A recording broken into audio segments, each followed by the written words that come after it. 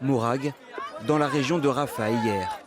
Des milliers de personnes se ruent pour tenter d'obtenir leur colis humanitaire et échapper à la famine.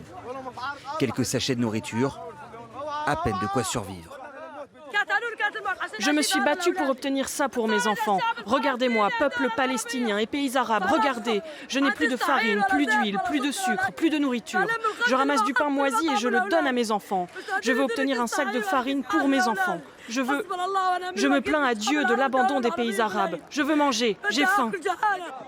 Puis au loin, des tirs pour disperser la foule et des victimes évacuées à la hâte. Ces scènes de chaos s'enchaînent et se répètent depuis quelques jours dans la bande de Gaza. Elles se passent au pied de centres de distribution d'aide alimentaire.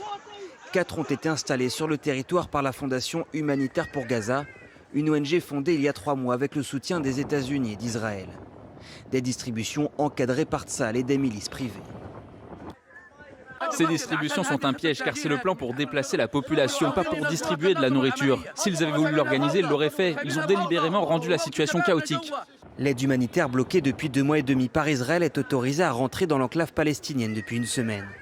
Les camions arrivent au compte-gouttes. Sur les 900 autorisés à passer, 600 seulement seraient accessibles depuis Gaza selon l'ONU.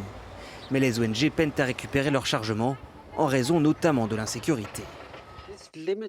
Le nombre limité de camions qui arrivent n'est qu'une goutte d'eau dans l'océan. C'est un approvisionnement alimentaire au compte-gouttes dans une région au bord de la famine. Ce n'est pas un déluge. Gaza est l'endroit le plus affamé du monde. Les Nations Unies qui alertent une fois de plus sur un risque avéré de famine qui pourrait toucher l'intégralité de la population dans la bande de Gaza.